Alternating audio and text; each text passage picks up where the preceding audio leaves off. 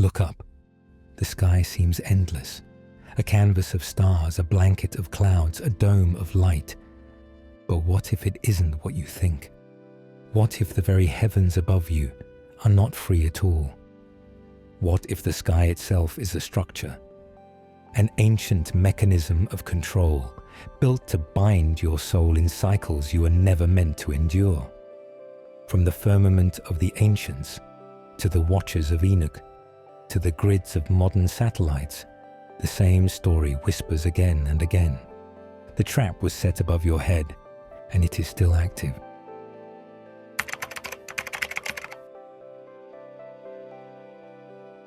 The sky has never been just an empty expanse of air. For every culture, in every age, it has been the first mystery. Long before telescopes, before equations and satellites, people looked upward and knew there was more than blue light and drifting clouds. The Egyptians painted the sky as the goddess Nut, her body stretched across creation, studded with stars. The Mesopotamians described the heavens as solid, a dome of crystal that separated waters above from waters below. The Hebrew Bible preserved this same vision in Genesis, a firmament, hammered like metal, holding back the chaos. To them, the sky was not void. It was a veil. This veil became a theatre of gods and omens. Every flicker of lightning was divine speech, every eclipse a warning. In the Vedas, the sky was not only atmosphere but akasha, the subtle ether, the field that carries vibration, memory, and sound. Chinese cosmology spoke of Tian, the sky as moral order, where emperors claimed the mandate of heaven. Aboriginal Australians told stories of the dream time, where the sky was not above but interwoven with the earth itself. To look up was to look into the fabric of reality, a realm of signs and laws that shaped the destiny of those below. Science, when it rose, stripped the veil of its symbols. The sky became gases, molecules, light diffusion. We call it atmosphere. Yet even here the mystery persists. The ozone layer shields life from lethal radiation. Auroras shimmer like celestial curtains, where solar winds strike invisible boundaries. Physicists speak of Earth's magnetosphere as a protective dome, deflecting storms of particles. What the ancients saw as gods may well have been their way of interpreting forces still active, still necessary, still surrounding us in silence. The question is not whether the sky has meaning, but how much of that meaning has been forgotten or deliberately erased. For millennia, priesthoods and empires guarded knowledge of the heavens. Astronomers were once astrologers, charting not only stars but destinies. Cathedrals, pyramids, stone circles, all aligned with solstices, equinoxes, and stellar risings. To build on Earth was to echo the design above. Yet over time, the sacred science of the sky was fractured, hidden, and repackaged into fragments. What remains today are myths dismissed as stories, rituals stripped of their context, and a world that looks up but no longer sees. The veil above is still there, a living mystery that protects, conceals, and perhaps confines. To understand why the ancients called the sky a prison as much as a temple, we must first remember that every veil hides something, and every veil can be pierced. The ancients did not see the sky as limitless. They saw it as structured, enclosed, something that held both wonder and confinement. Again and again, across cultures separated by oceans and centuries, myths describe a firmament, a solid dome stretched above the world. In Mesopotamia, the Enuma Elish describes how the god Marduk split the body of the primordial serpent Tiamat in two, raising half of her carcass as the heavens, fastening bolts to hold the sky in place. For the Babylonians, this dome separated the waters above from the waters below. It was not air, but a barrier. The Hebrew Bible preserves the same vision. In Genesis, God creates a firmament, rakia in Hebrew, meaning something beaten or hammered like metal, to divide the waters. The book of Job speaks of the sky as a mirror of cast bronze. In Ezekiel's visions, the firmament gleams like crystal, an expanse both beautiful and impenetrable. To the writers of Scripture, the heavens were not infinite. They were a ceiling, a vault. Egypt told the story differently, but the image was the same. The goddess Nut arched her star-covered body over the earth, her form stretching from horizon to horizon. Shu, the god of air, held her apart from Geb, the earth, keeping the realms divided. Nut was not a symbol of openness, but of enclosure, her body the ceiling of existence. In every tomb painting, the dead were reminded.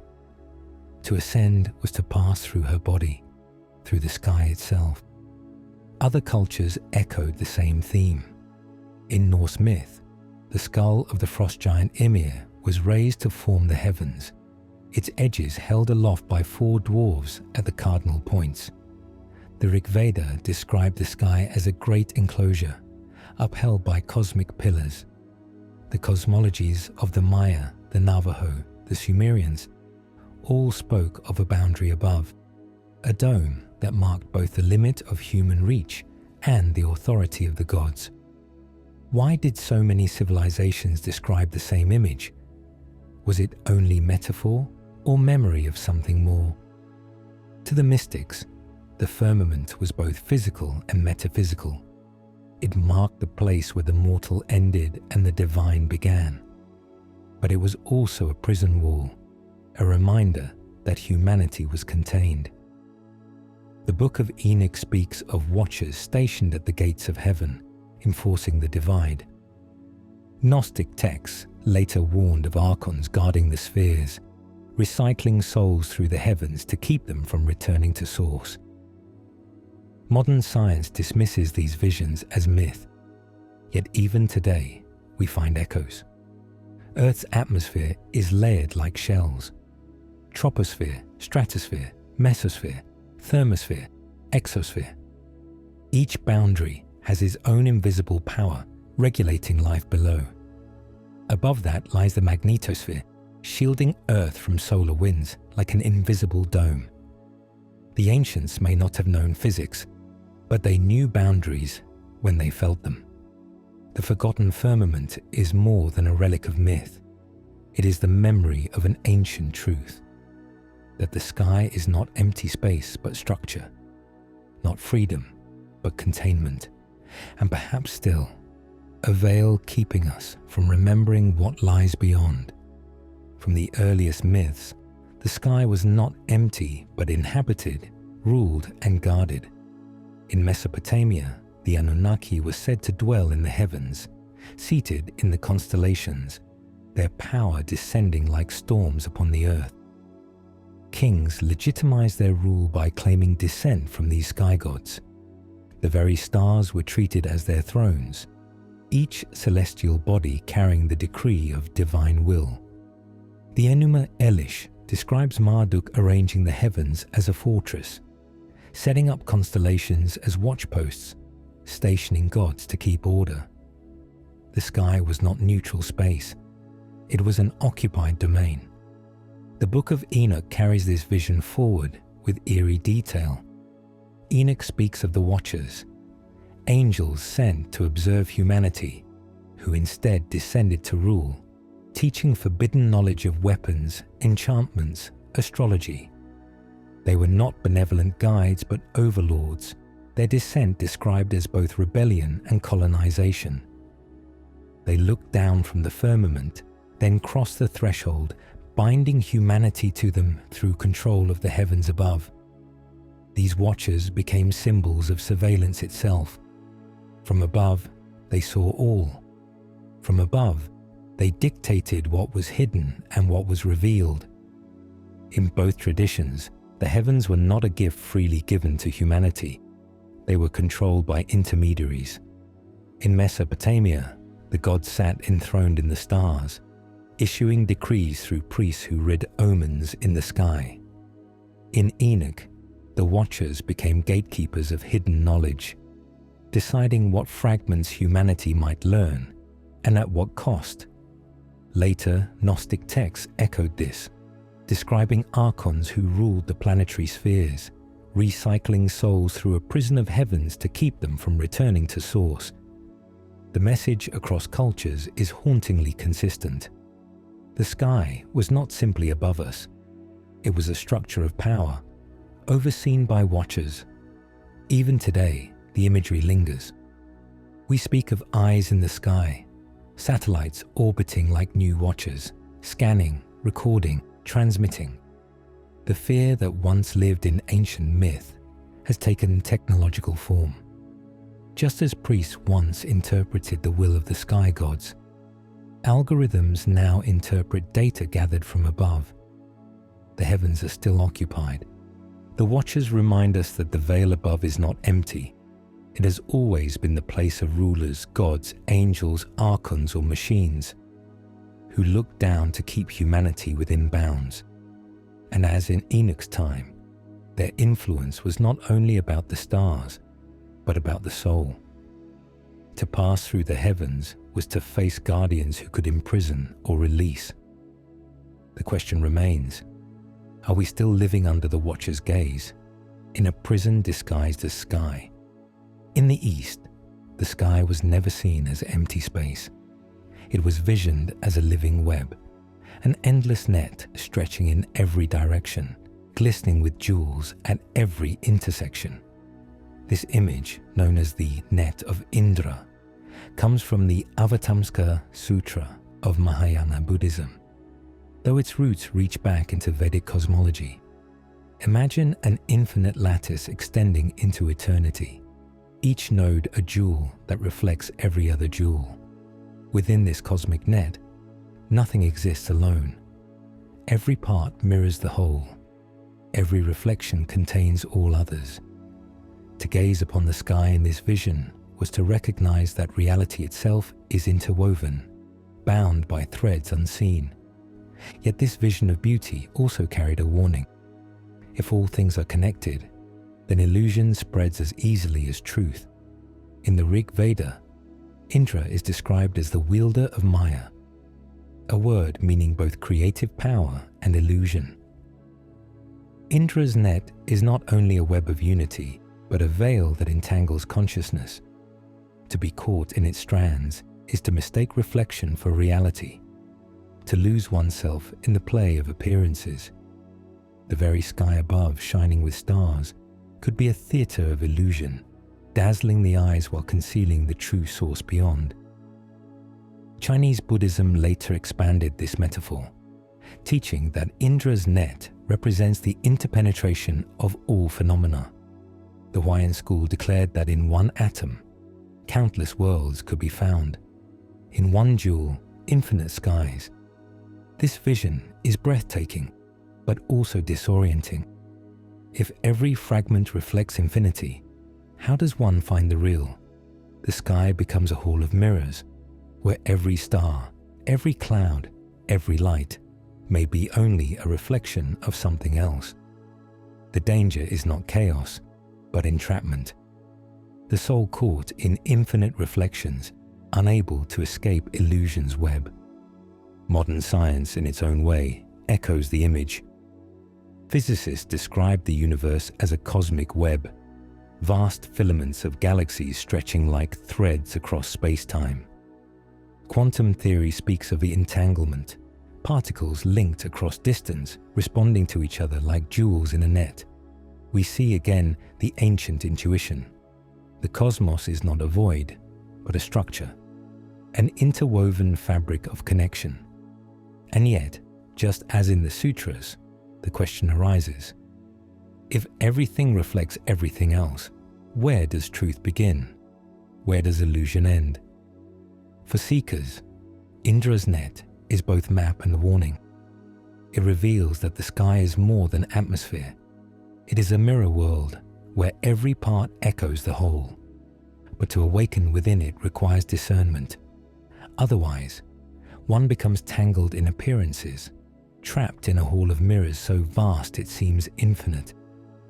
The ancients taught that liberation comes only when one sees beyond the web itself, when the soul no longer clings to reflections, but seeks the light they conceal.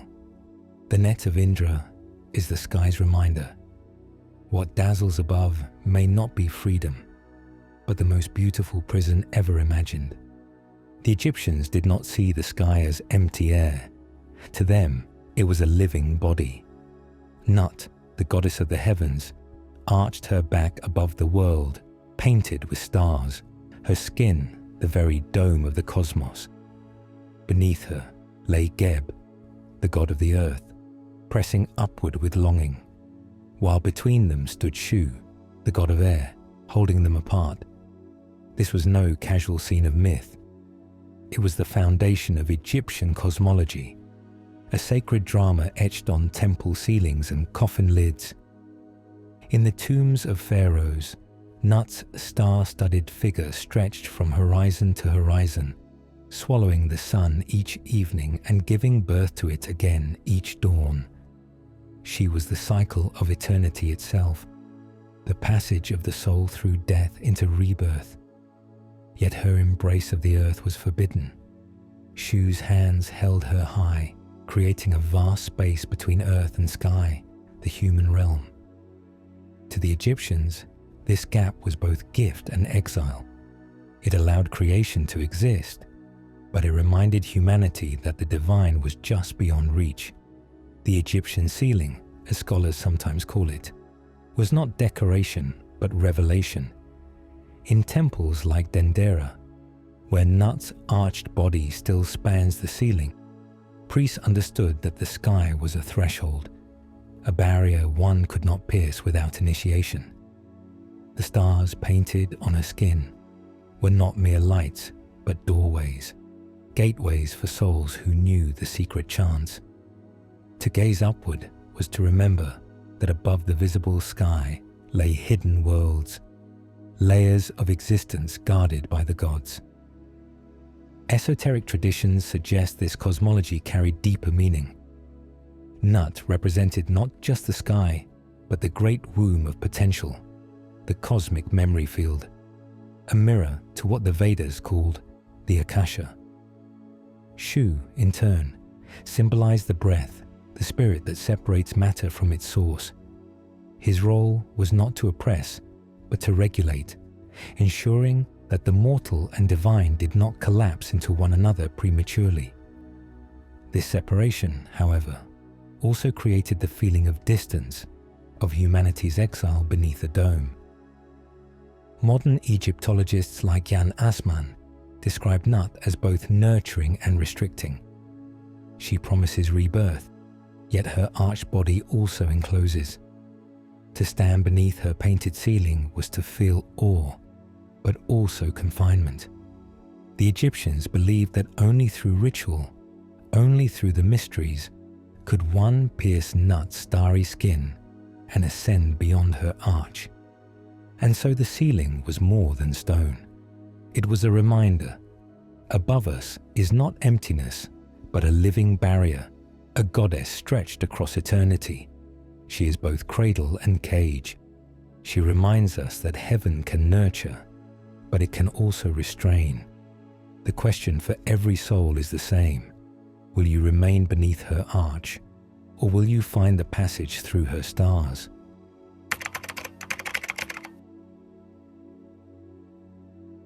Across ancient traditions, the sky was never an open road. It was a borderland patrolled by guardians, a threshold between the human and the divine.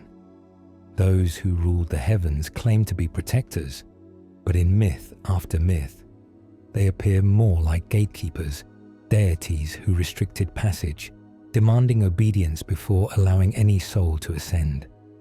The Mesopotamians spoke of Anu, Lord of the heavens, seated on a throne in the highest sky, surrounded by tiers of lesser gods. None could cross into his realm without permission. The Sumerian tablets describe gates and sentinels stationed at each level of heaven. their task to enforce order and limit humanity's reach. These cosmic officials were not liberators. They were regulators of access. The Greeks inherited this idea. Zeus, enthroned atop Olympus, wielded lightning to strike down any mortal or demigod who defied the celestial order. His power was not only authority but restriction, keeping heaven and earth apart. In the Book of Enoch, the Watchers themselves became examples of cosmic gatekeepers gone astray. They were originally stationed to observe and maintain boundaries, but when they descended, they imposed new chains of control, binding humanity through knowledge delivered on their terms. The message is consistent. Those who preside over the sky are rarely portrayed as friends of human freedom. Egyptian cosmology carries the same pattern. The sky goddess Nut, though nurturing, was also overseen by Ra, who sailed daily across her body, measuring the hours, setting the limits of day and night. Beyond him, the Duat, the star-strewn underworld sky, was filled with guardians who challenged the souls of the dead at every stage. To pass upward was to answer passwords, speak names, and survive trials. Only those initiated into the mysteries, armed with secret knowledge, could move past these keepers. The stars themselves were checkpoints. Gnostic writings expanded this vision into a hierarchy of archons, rulers of the planetary spheres.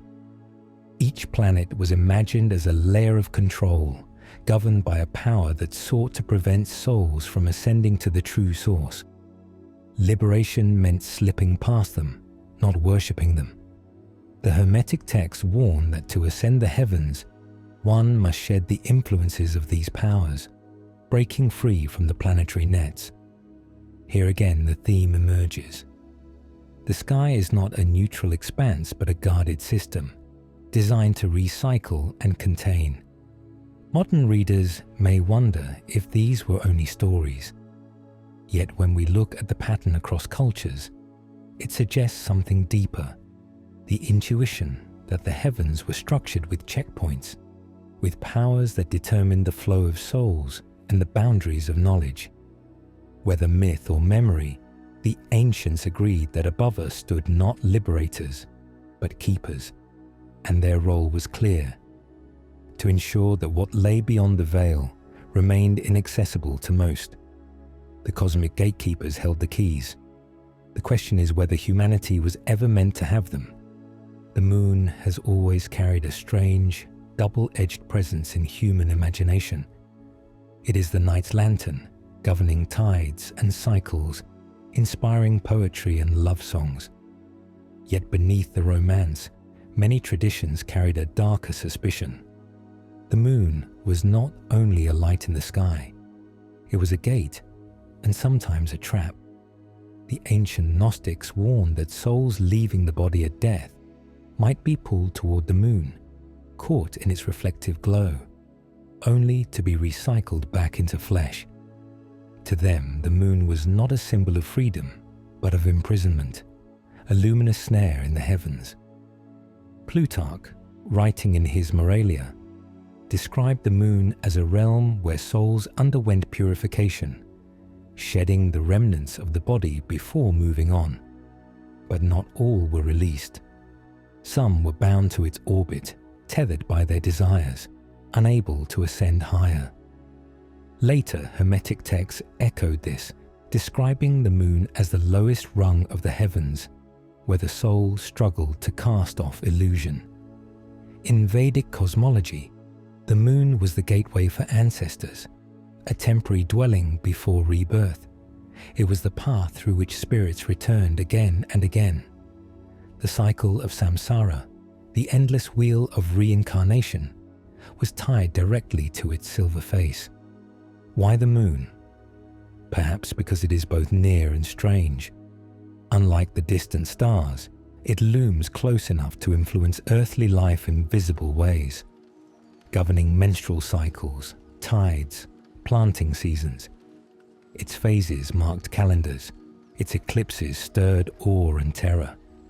To the ancients, anything with such power could not be neutral. The moon's changing light was a reminder of impermanence, of flux. What seemed eternal was only reflection. Its glow was not its own, but borrowed from the sun. A mirror world, beautiful but deceptive. For mystics, this made it the perfect symbol of illusion.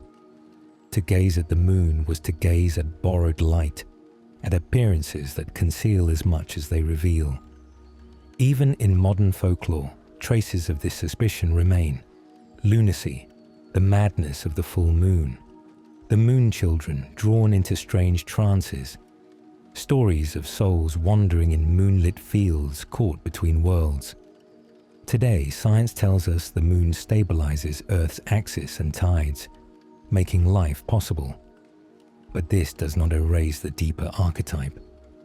For thousands of years, seekers have felt that its role in the cosmic drama is ambivalent. It nurtures cycles, but it also binds them. If the sky is a system of control, the moon is its closest and most intimate instrument. It reflects, regulates, repeats. It lures the soul with light, then returns it to the wheel. To escape its gravity, mystics taught, one must awaken, to see beyond reflection, to recognize the difference between true light and borrowed glow. Otherwise, the soul may circle endlessly, rising toward the heavens, only to fall again through the silver gate of the moon. Saturn has always carried with it an aura of dread and reverence.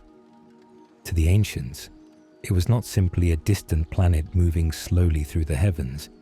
It was a presence, a weight.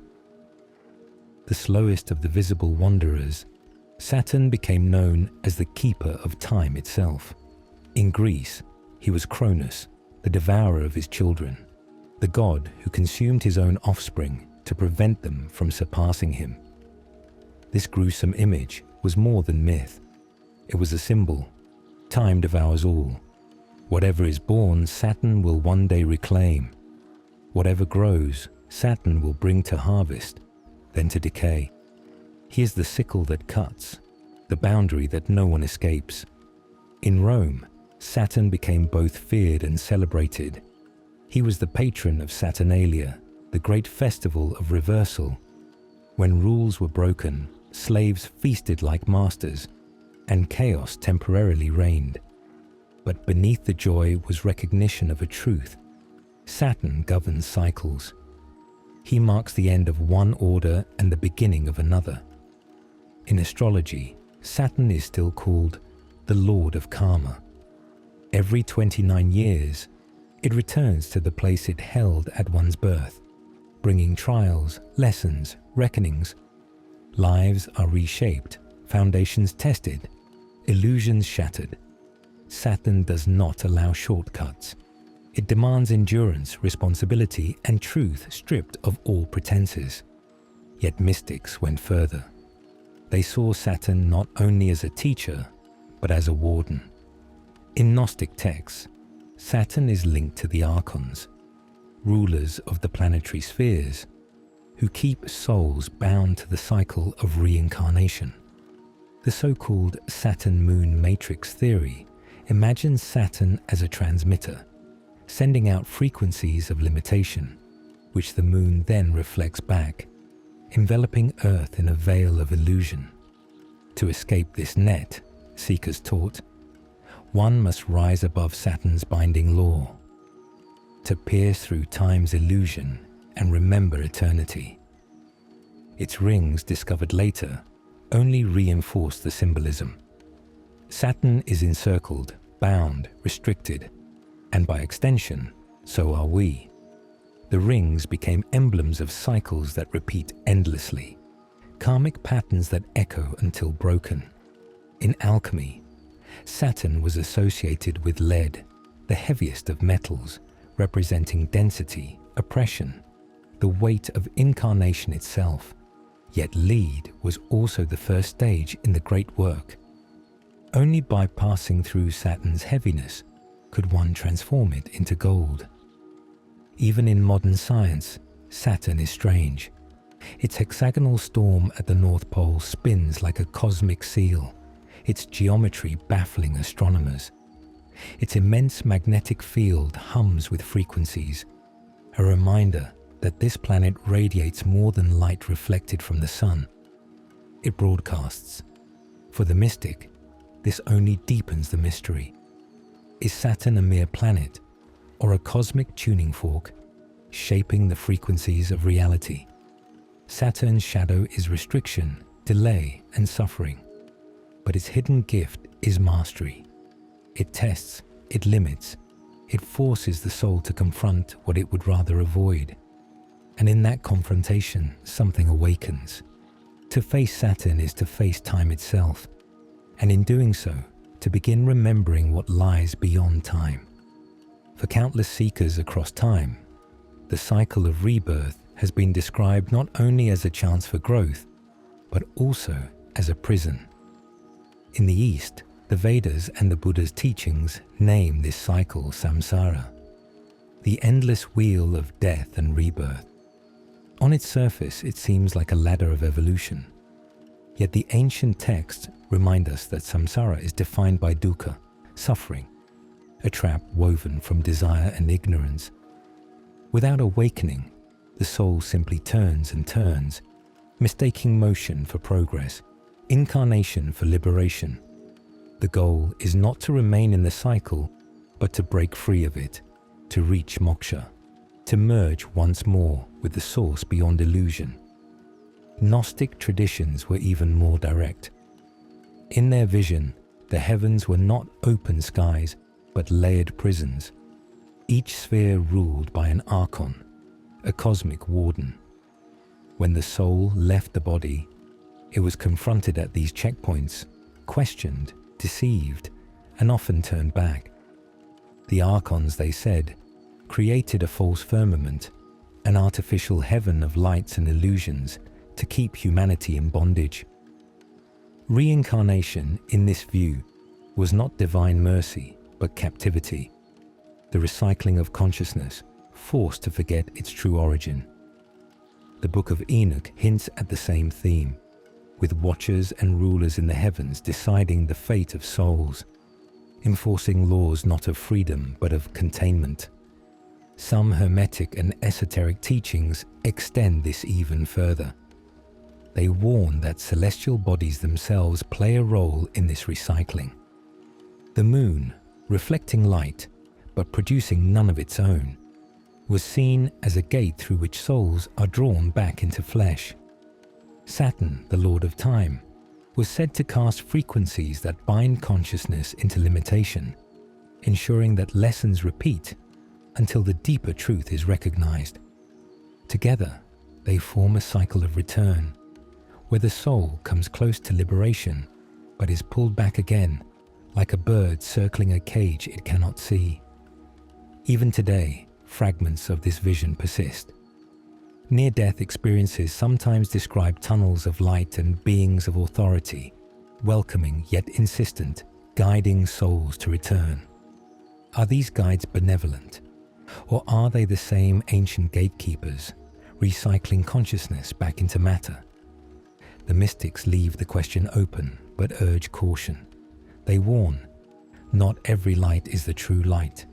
If reincarnation is a trap, then the path forward is not obedience but remembrance, to awaken within life so completely that no gatekeeper can deceive, no illusion can ensnare. Liberation, whether called moksha, gnosis, or salvation, is not about escaping the body for another, but about piercing the veil entirely, to step beyond the wheel, to reclaim the eternity that was always ours. Until then, the recycling of souls continues, a cycle as old as the sky itself, turning above us, waiting to be broken. Since the first humans gazed upward, the sky has been more than weather or light. It has been a mirror, not a passive one, but an active reflection of the human spirit, a canvas onto which civilizations projected their fears, their hopes, their understanding of the unseen. Every age has read the heavens differently, and in that shifting reflection we glimpse something profound. The sky changes with consciousness. For the ancient Babylonians, the stars were thrones of the gods, and so the sky reflected divine hierarchy. The Egyptians painted Nut arched above the earth, swallowing the sun each night and birthing it again at dawn. Their heavens mirrored eternity, the promise of rebirth. The Greeks saw constellations as myths written in light, stories of triumph, tragedy, and punishment, carried forever across the firmament.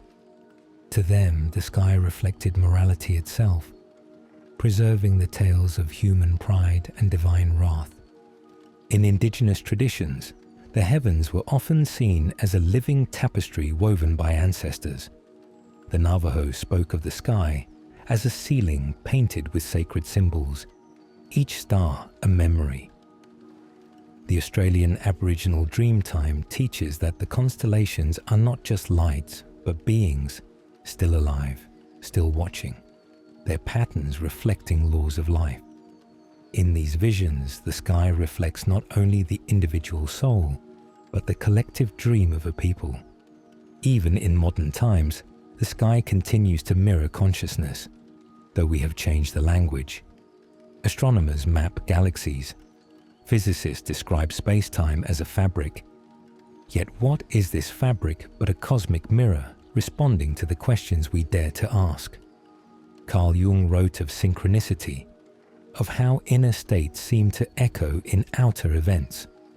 Astrology, whether dismissed or revered, rests on this same intuition, that the heavens above mirror the psyche within. When Mars rages in the sky, so too does conflict stir on Earth. When eclipses darken the sun, humanity feels thresholds shift. But there is another layer, one the mystics whisper of. They say the sky is not only reflection but projection, that collective thought, emotion, and energy shape the heavens themselves. The Hermetic maxim declares, "As above, so below, as within, so without." If humanity lives in fear, the sky becomes a dome of omens heavy with judgment. If humanity awakens, the sky reveals itself as gateway, alive with possibility. The mirror does not lie, but it reflects what we carry within us. Today, we fill the skies with satellites, chemtrails, signals invisible to the eye. And so the mirror shifts again, reflecting not mythic gods, but the reach of technology, the weight of control, the hunger for dominion. Yet the old truth remains. When we look up, we see ourselves. The firmament above us is a veil that bends to the consciousness below it. To awaken is to realize that the prison in the sky is the prison of the mind. To change the reflection, one must change the dreamer. The sky waits, a mirror of eternity, reflecting not what is fixed, but what we are becoming.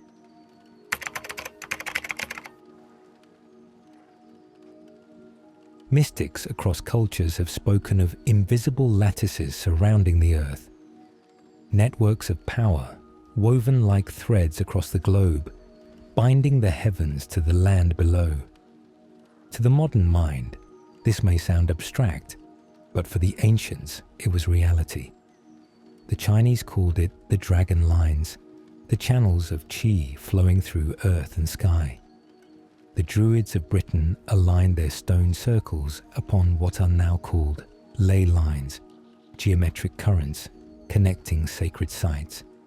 The Egyptians built temples in alignment with stars and placed obelisks at nodal points of power. What they all seem to understand is that the earth is not isolated. It is embedded in a larger web, a living grid of energy. In Hindu cosmology, this grid echoes in the subtle body of the human being. Just as the body has chakras and nadis, the earth has nodes and meridians. The Vedic seers spoke of a net of prana flowing through the cosmos, a structure holding creation together. In Buddhism, The metaphor of Indra's net presents an infinite lattice of jewels, each reflecting the whole. Some mystics suggest this was not only metaphor, but insight into the energetic architecture of the world itself. Modern esoteric teachings expand on this, describing a planetary grid of light, a crystalline matrix linking Earth's magnetic field with cosmic currents. Writers like Bruce Cathy mapped supposed harmonic grids, claiming that UFO sightings clustered along these lines. Others have suggested that megalithic sites, the Great Pyramid, Stonehenge, Teotihuacan, were constructed as anchor points, resonating with this energetic lattice. Whether literal or symbolic, the implication is clear. The earth and the sky are tied together by a structure unseen, a net that shapes what we call reality. Even science gives faint echoes of this vision. The geomagnetic field forms protective lines around the planet, creating what physicists call the Van Allen belts, zones of charged particles circling the Earth. The ionosphere hums with resonances, Schumann frequencies that pulse like the heartbeat of the world. Though measured in technical language, these patterns mirror what mystics long intuited, that the Earth is not separate but enmeshed in an energetic system that extends into the sky. Yet for many esoteric traditions, this grid is not purely protective. It can also be a prison. Gnostics warned of the firmament as a network of archonic control, a false heaven woven like a net to catch souls. Modern spiritual thinkers speak of a matrix, a lattice of frequencies designed to confine human consciousness, to keep it recycling rather than ascending. The same structure that connects also contains. The same grid that allows life to flourish also dictates its limits. To contemplate the grid is to recognize both beauty and danger. It is the architecture of connection, but also the framework of control. The ancients traced it in stone and star. Mystics felt it in meditation, and science now glimpses it in fields and waves. The sky above and the earth below are joined by this invisible lattice, reminding us that the prison and the path of liberation may be woven from the same threads. For most of human history, the sky was a canvas of myth and prophecy. Today, it has become something else, a battlefield, not of swords or arrows, but of frequencies, metals and machines. Mystics once warned that the heavens were not free. Now we live in an age where that warning takes on new meaning. The dome above us, once painted with stars, is laced with trails of smoke and webs of satellites. It is a war most people never see, because it is fought not on the ground, but in the very air we breathe.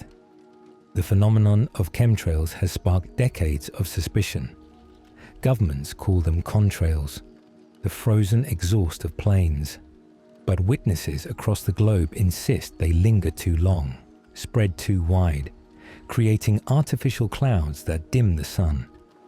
Independent researchers have reported traces of aluminum, barium, and strontium in the soil and rainwater, elements with the potential to alter weather, disrupt crops, and even affect human health. Whether for geoengineering, military experiments, or something darker, the result is the same. The sky becomes weaponized. The very dome that once inspired awe is transformed into a theater of manipulation. Satellites add another layer. Once symbols of technological achievement, they now form a net that encircles the planet. Thousands orbit above, tracking movement, transmitting signals, mapping every inch of the Earth. Space once belonged to gods and spirits. Now it is owned by corporations and militaries. And yet, beyond the surveillance, many mystics sense something deeper. A grid of frequencies shaping human consciousness. Subtle transmissions that influence mood, perception, and thought. In this sense, satellites are not just tools. They are modern watchers, looking down from above, echoing the ancient fear that the heavens are occupied by powers that do not serve liberation. Esoteric thinkers frame this as astral warfare. The skies are contested territory where competing forces battle for control of human destiny. Chemtrails seed the atmosphere with metals that conduct frequencies. Satellites beam those frequencies across continents. The result is a kind of invisible net, a technological firmament echoing the myths of archons and gatekeepers. The weapons are not swords but wavelengths, not armies but algorithms. Humanity becomes both target and participant, often unaware that the war is even happening. Even mainstream science has entered this territory under the name of geoengineering. Proposals to spray reflective particles into the stratosphere to slow climate change sound eerily similar to what mystics have long described. The line between science and esotericism blurs. If ancient priests aligned temples to the stars to channel cosmic energy, modern powers align satellites to control digital life, economics, and thought. The battleground is the same, the sky. Only the weapons have changed. The occult truth remains constant. The heavens are never neutral. Whether guarded by gods, patrolled by watchers, or manipulated by machines, the sky reflects the struggle for control. It is not simply a backdrop, but an arena. To awaken to this is to realize that every trail, every signal, every shadow moving above us is part of a larger war. One that decides whether humanity remains bound under the firmament or remembers how to see through it. Since the dawn of organized religion, the promise of paradise has been dangled above humanity like a jewel in the sky. Look upward, the priest declared, and there you will find your reward. Heaven was painted as a realm beyond the clouds, a shining city where the righteous would dwell forever. Yet beneath the comfort of that vision lies a troubling question. What if these heavens were never meant to free the soul, but to bind it? What if paradise above was not liberation, but another veil, another layer of the trap? In Christianity, the idea of heaven dominates. Streets of gold, pearly gates, angels in endless choirs, an image designed to soothe suffering with the hope of eternal rest. But even in Scripture, there are contradictions. The Gospels speak of the kingdom of God being within you, not beyond the clouds. The mystics and Gnostics warned that the heaven preached by the churches was a counterfeit, a false reward that redirected the soul back into the domain of the archons. They believed that after death, souls could be tricked into worshipping the lights above, mistaking planetary spheres for paradise. In this way, heaven itself became a prison disguised as a promise. Islam offers a similar vision. Paradise, or Jannah, is described in lush detail. Gardens beneath which rivers flow, eternal youth, companionship, and peace. It is a place of reward, yes, but also a place structured around obedience. Only those who submit fully to divine authority may enter. For the mystic Sufis, this literal paradise was never the true goal. They taught that the highest reality was annihilation in God. Not a celestial garden, but union with the infinite. To settle for heaven, they said, was to remain in illusion, bound to form rather than essence. In Hindu and Buddhist traditions, the heavens are many, layered like the shells of an onion. Devas dwell in luminous realms, enjoying lifespans that seem eternal by human standards. Yet even these heavens are impermanent. When the karmic merit of a being is spent, the devas must descend, re-entering the wheel of samsara. The Buddha warned not to cling even to heavenly rebirths, for they too are traps. True liberation lies in stepping off the wheel entirely, beyond both hell and heaven, into nirvana. Esoteric texts from around the world echo this suspicion. The Corpus Hermeticum teaches that the soul must ascend through the planetary spheres, shedding illusions imposed by each one before it can reach the true source. Gnostic writings warn of angels of deception who stand at these gates, luring souls with visions of light. "Do not look upward for salvation," they whisper, "for the heavens are a net." To promise paradise above is to anchor hope in distance. It redirects the seeker from the light within, keeping their eyes fixed on a sky that has long been occupied. And so, the question emerges: were the religions of the world offering freedom, or reinforcing the very prison they claim to transcend? The false heavens comfort, but they also contain. To awaken is to realize that the truest paradise is not above, but beyond. Not in the dome of the sky, but in the unbounded source that no gatekeeper can control. From the deserts of Egypt to the jungles of Central America, ancient civilizations built monuments that reached upward, stone by stone, aligning perfectly with the sky. The pyramids of Giza, the ziggurats of Mesopotamia, the temples of Teotihuacan, and the great stone circles of Europe all share one feature: they are aligned with the heavens. Modern archaeologists see this as primitive astronomy, attempts to track the stars and seasons. But for the mystics and initiates, these structures were more than calendars. They were star maps, keys to the heavens, and perhaps part of the trap. The Great Pyramid of Giza, for example, is aligned with extraordinary precision to the cardinal directions. Scholars like Robert Bauval have shown that its shafts point toward Orion's belt and Sirius, stars sacred to the Egyptian priesthood. The pyramid itself may have mirrored the constellation of Orion, making the Earth a reflection of the sky. In this sense, the pyramid was a gateway, not simply a tomb, but a cosmic engine designed to guide the soul through the heavens. But if the heavens themselves were controlled, then was this alignment a liberation, or an initiation into the very prison disguised as paradise? The Mayans built their temples with equal intent. At Chichen Itza, the pyramid of Kukulkan casts the shadow of a serpent at the equinox, a precise union of stone and sky. The calendar encoded in their architecture was not merely agricultural, it was cosmic, tracking cycles of time and aligning human ritual with celestial order. The people were bound to the heavens through architecture, their lives synchronized to the stars above. What appears as beauty may also be a system of control, a synchronization of consciousness to the cycles of the sky. Stonehenge too captures this paradox.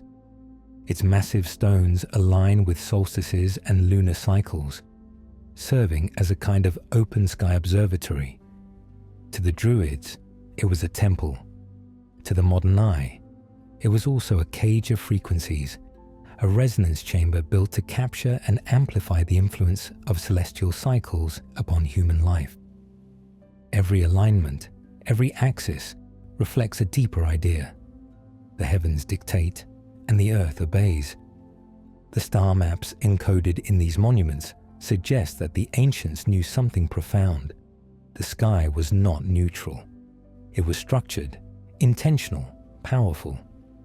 By aligning stone with star, they were either opening gates or reinforcing the grid.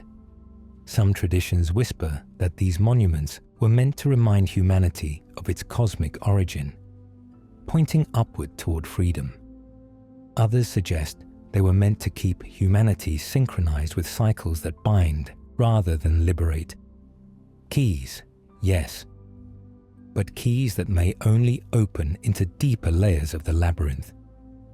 The paradox remains. The ancients rid the heavens with awe and precision. They built monuments that made Earth a mirror of the sky. Yet if the heavens themselves were part of a system of control, then those monuments also became anchors, binding humanity into alignment with the trap above. The star maps are both clues to transcendence and reminders of captivity. What you see in the stone depends on what you seek in the sky. The black cube has appeared again and again across civilizations, its presence both geometric and mysterious. To the uninitiated, it is a simple shape, a square lifted into 3 dimensions. But to mystics, it is far more, a symbol of boundaries, containment, and the very prison of matter itself.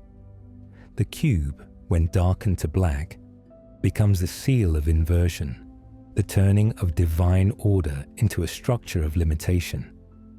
It is no coincidence that Saturn, the planet long tied to time, restriction, and karmic weight, is associated with this cube.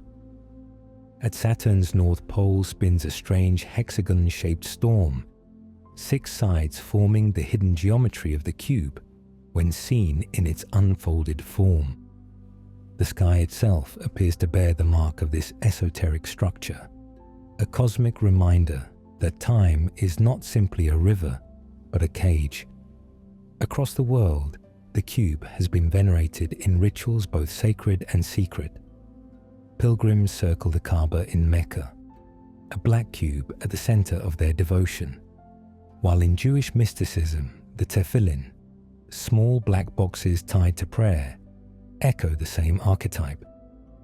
In modern cities, black cube sculptures stand in plazas, commissioned by elites, their symbolism often unnoticed by passers-by. To esoteric schools, these are not coincidences. They are placements of power, reminders that form itself is worshipped, that humanity has been trained to bow not to the infinite, but to the boundaries of the finite. Saturn's influence deepens this symbolism. Known to the Romans as the god of agriculture and to astrologers as the lord of karma, Saturn's scythe both reaps and restricts. In astrology, Saturn represents structure, discipline, and consequence, but also limitation and control.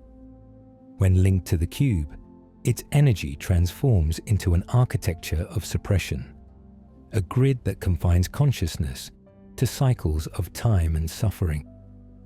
The Gnostics warned of archons, rulers who manipulated humanity through such structures, keeping souls bound to the wheel of reincarnation.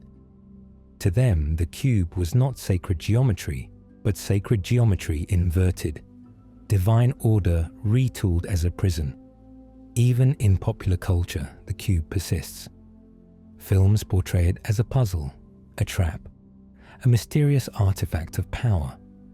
Architects and designers use it as the emblem of modernity and control. It is as though the subconscious mind has never stopped recognizing it as a symbol of hidden mastery. And where does the cube return, time and again? To Saturn. The black cube of Saturn has become the emblem of control, of a sky that watches and dictates rather than liberates. The ancients left warnings encoded in this shape. They knew that the cube was both a map and a message, that to remain inside its walls was to remain bound by time, by karma, by illusion. Yet paradoxically, they also whispered of a way out. The key, they said, is not to destroy the cube, but to unfold it. For when the cube is unfolded, it becomes the cross, a symbol not of imprisonment, but of transcendence. In this revelation lies the secret. What imprisons can also liberate, if only one dares to see beyond its shadow.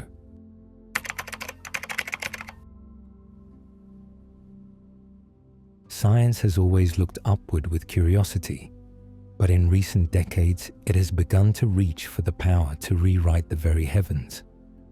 Through projects of geoengineering, proposals to see clouds with metallic particles, and efforts to manipulate the ionosphere, humanity has entered an age where the firmament itself can be redrawn by human hands. Researchers argue that these interventions are necessary. Desperate attempts to cool a warming planet, to shield Earth from the sun's intensity, or to control rainfall for agriculture.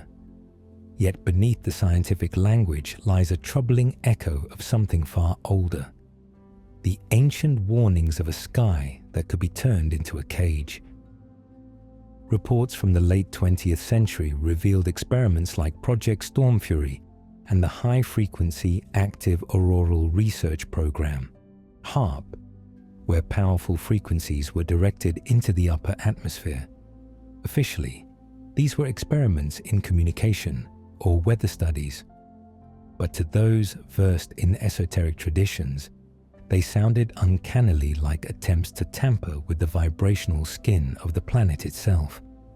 The ionosphere, long seen as the veil between Earth and cosmos, is not only a shield against solar radiation, but a resonant field that aligns with human brainwaves. When those frequencies are altered, it is not only the weather that shifts, it is consciousness. Imagine the ancients watching today's skies. To them, the trails of metallic clouds, the pale diffusion of once bright sunlight, and the flickering disturbances in the magnetosphere would not look like progress. They would look like rituals.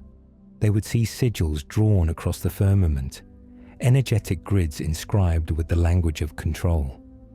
Because in their wisdom, they knew that light is not only physical but spiritual. When filtered, refracted, or inverted, it no longer nourishes the soul, it binds it. The esoteric meaning of an artificial firmament is chilling. It is the creation of a false heaven, an overlay of human and perhaps non-human intent that interrupts the natural dialogue between Earth and cosmos. Ancient cultures timed their initiations to the rhythms of the solstices, equinoxes, and eclipses, because these were moments when the veil thinned, when divine information flowed freely into human awareness. But what happens when those alignments are cloaked beneath a synthetic sky? What happens when ritual is replaced with circuitry? When resonance is drowned out by interference? This is not merely about science or climate. It is about sovereignty. A natural sky connects you directly to source, to the rhythms of creation itself. An artificial one filters that connection, shaping not only what you see, but what you remember, what you dream, what you believe. The firmament once symbolized a living boundary between mortal and divine, between Earth and the infinite. To replace it with an engineered veil is to risk forgetting that your soul was meant to soar beyond any dome. So pause, look upward. The heavens you see may no longer be the heavens your ancestors knew. And in that realization lies both the danger and the doorway. From the moment humanity looked up, the sky was a place of mystery and divinity. It was where gods lived, where angels descended, where fate was written in stars. Today, the gods have changed their form. They no longer appear as winged beings or fiery chariots. Instead, they hover in silent machines, endlessly circling the planet. Satellites, thousands of them, now orbit above us, invisible to the naked eye, but present in every call, every transaction, every movement tracked and stored. The heavens once inspired prayer. Now they enforce surveillance. The numbers alone are staggering. According to the United Nations Office for Outer Space Affairs, more than 9,000 satellites currently orbit Earth, with tens of thousands more planned. Networks like Starlink promise global internet, but also blanket the sky with constant signals. The global positioning system tracks every vehicle, every phone, every step taken. Cameras mounted on high-orbit satellites can read license plates from hundreds of miles away. What priests once claimed the gods could see, technology has now achieved. The all-seeing eye is no longer metaphor. It is literal, mechanical, unblinking. Ancient myths warned of watchers, beings stationed in the heavens to observe and control humanity. In the Book of Enoch, they descended, taught forbidden knowledge, and enslaved through subtle means. Mesopotamian law describes Anunnaki, who ruled from the skies, deciding the fate of men. Today's orbiting machines fulfill those roles with uncanny precision. They may not call themselves divine, but their presence reshapes life below. A farmer cannot plant without satellite weather data. A traveler cannot move without GPS. Entire nations are monitored from above. The heavens, once free, have become a grid of observation. Esoterically, the symbolism is powerful. The eye in the sky is the archetype of control. In Egypt, the eye of Horus was protection and divine sight. In modernity, that same image reappears in the eye atop the pyramid on the dollar bill, a symbol of hidden power. Now it is realized in hardware. Orbiting eyes, sending signals across the globe, weaving humanity into a net of constant visibility. The sacred has become inverted. Vision, once a path to wisdom, has become a tool of domination. But the mystics remind us, what watches is also bound. Just as the gods of myth were subject to higher laws, so too are these machines. The sky may be filled with artificial eyes, but they are still tethered to the will of those below. Governments, corporations, secret societies. The question is not whether the heavens are watching, but who controls what is seen. The ancients looked upward and saw fate. We look upward and see technology, yet the effect is the same. The sky becomes a place of power, where control is exerted upon the earth. Satellites are the new gods of orbit, mechanical deities built not to liberate, but to monitor. The heavens have always been the stage of domination. Only the actors have changed. The ancients once said that the universe was not built of matter, but of sound. Pythagoras called it the harmony of the spheres, the inaudible music that holds planets in orbit and stars in their endless dance. In Vedic traditions, this vibration was named Om, the primordial tone that gave birth to all creation. Every culture, from the Egyptians who tuned their temples to sacred harmonics, to the Chinese sages who measured the world through pentatonic scales, understood that sound was not entertainment. It was architecture. It was law. It was the invisible scaffolding of reality. But what happens when this harmony is interrupted? When the great song of the cosmos is bent, distorted, or inverted? The answer lies in the sky above. Modern science admits what mystics always whispered. The ionosphere hums with frequencies that can alter both weather and mind. The Schumann resonance, the pulse of Earth's atmosphere, vibrates in near-perfect alignment with the brainwaves of human consciousness. When monks chant, or when initiates meditate at dawn, they are tuning themselves to this natural rhythm. Yet, if harmony can uplift, it can also enslave. A dissonant frequency does not only disrupt the air, it disrupts the soul. Imagine the sky as a vast instrument. The strings are the magnetic fields, the drum is the ionosphere, the chorus is the collective thought of billions of beings. Now imagine that someone has learned to play that instrument, not to liberate, but to control. Ancient myths speak of gods and archons who bent the heavens into false harmonies, using sound to lull humanity into forgetfulness. Today, the echoes of that manipulation are not just myths. They come as endless broadcasts, as invisible waves that ripple through the atmosphere, embedding themselves in the body like uninvited songs. In the temples of Karnak and Luxor, priests use specific pitches to heal the sick and align the spirit. In the stone circles of Britain, voices carried notes that seemed to resonate with the stones themselves, unlocking something beyond the human ear. And yet, what was once medicine became weapon.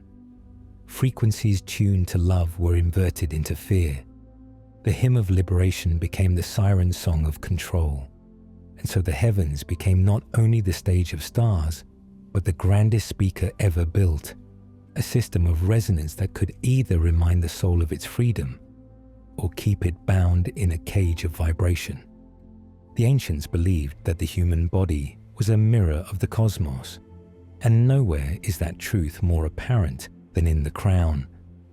The seventh chakra, known in Sanskrit as Sahasrara. This lotus of 1,000 petals is not simply an energy center. It is the doorway through which the soul communes with the infinite, the portal that dissolves individuality into unity. When mystics described enlightenment, they spoke of the crown opening, like a flower blooming toward the heavens. And when they looked upward, beyond the clouds, into the expanse of the sky, they saw that same principle reflected, a vast crown above the earth, radiating light, connecting all life to source. The symbolism of the crown chakra is not arbitrary. In Hindu iconography, it is depicted as violet or white, colors of the highest frequency, the subtle vibrations closest to pure spirit. Likewise, the sky at its zenith radiates those same tones at dawn and dusk, when the veil is thinnest. Tibetan mystics teach that at the moment of death, the soul leaves the body through the crown, ascending upward toward the sky. In this way, the firmament above is not only atmosphere, it is the macrocosmic crown of the earth itself, the place where spirit and matter touch. But just as the crown chakra can be blocked, distorted, or hijacked, so too can the sky. Ancient seers warned that false heavens would be erected to mislead the soul, filtering the light that pours into the crown. Instead of illumination, there would be imitation. Instead of liberation, there would be binding. The Gnostics described archons who controlled the planetary spheres, ensuring that souls could not ascend freely. In yogic teachings, negative thought forms, called samskaras, cloud the crown like smoke. And in esoteric traditions, the firmament itself is seen as a kind of veil or artificial membrane, keeping humanity disconnected from direct communion with the divine. Science offers echoes of this mystery.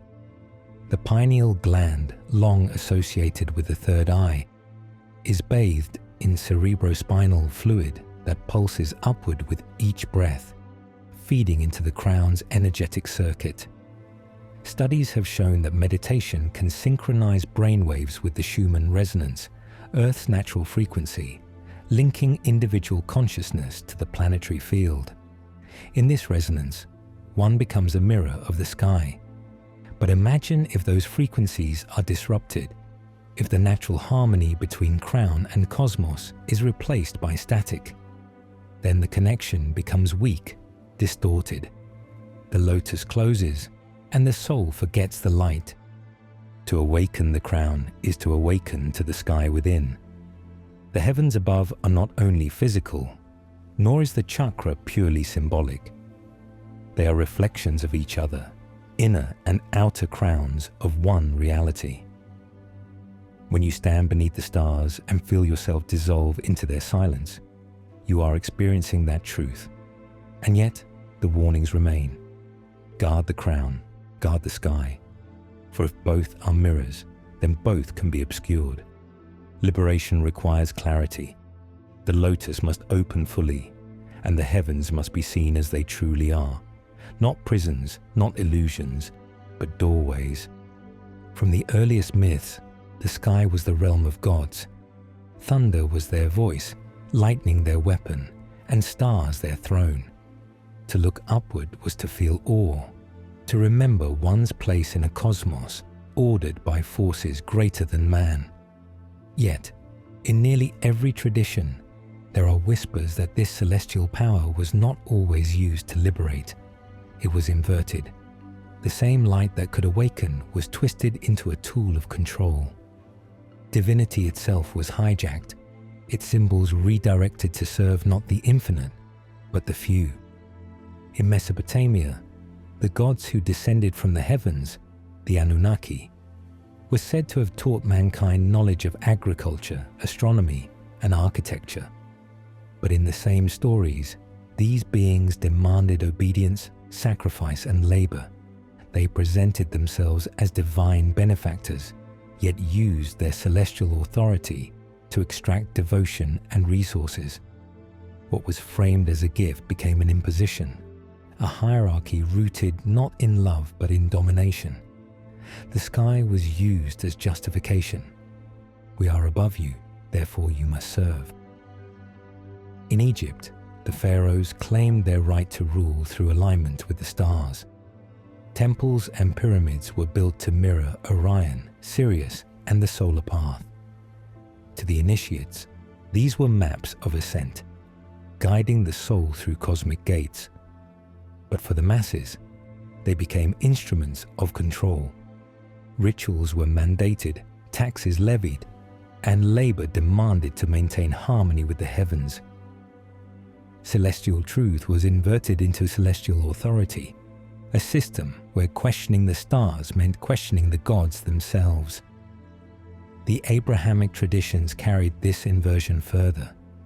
Heaven was exalted as the ultimate prize, but only for those who obeyed the intermediaries, the priests, the prophets, the church.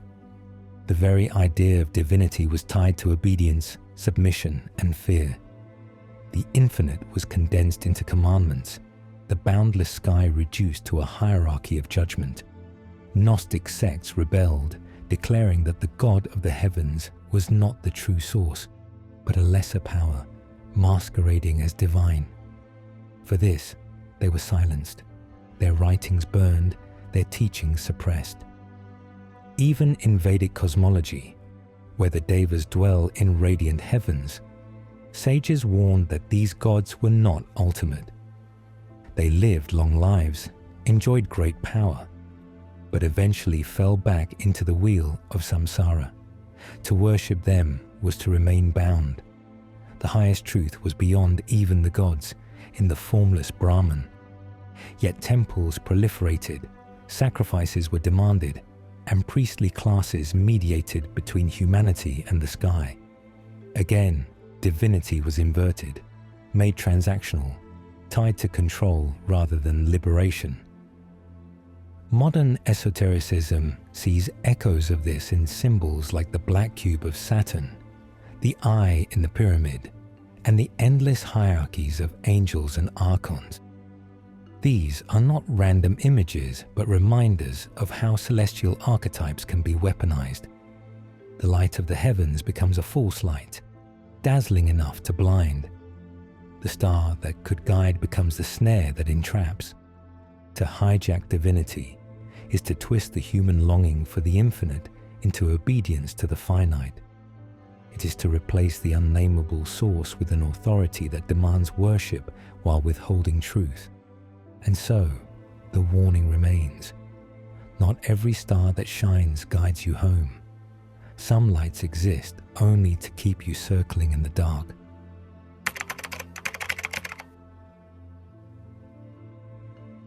From the beginning, humanity has gathered beneath the heavens during rare celestial events. An eclipse, a comet, or a planetary alignment was never regarded as chance. These were moments when the fabric of the world seemed to bend, when the ordinary dissolved into the extraordinary. The sky did not simply move, it performed a ritual. Priests, shamans, and rulers recognized these events as openings, thresholds between worlds where power could be claimed, directed, or stolen. To them, eclipses were not mere shadows, but ceremonies enacted by the cosmos itself. The solar eclipse was perhaps the most feared and revered. For ancient Chinese astronomers, it was the dragon swallowing the sun, a cosmic devouring that required ritual noise, drums, cymbals, shouting, to chase the beast away. In Mesoamerica, eclipses were woven into calendars of prophecy. The Maya believed they signaled endings of cycles, calling for blood sacrifice to maintain cosmic balance. In India, The eclipse was the demon Rahu consuming the light, a karmic reminder that illusion always threatens truth. In each culture, the sky's shifting light was more than astronomy. It was an occult event, a ritual in which humanity was both participant and subject. Alignments carried similar weight. The great conjunction of Jupiter and Saturn, occurring roughly every 20 years, was interpreted as a resetting of kingship, a cosmic endorsement or withdrawal of worldly power. The Persians saw these alignments as omens for dynasties. Medieval astrologers used them to forecast wars, plagues, and spiritual awakenings.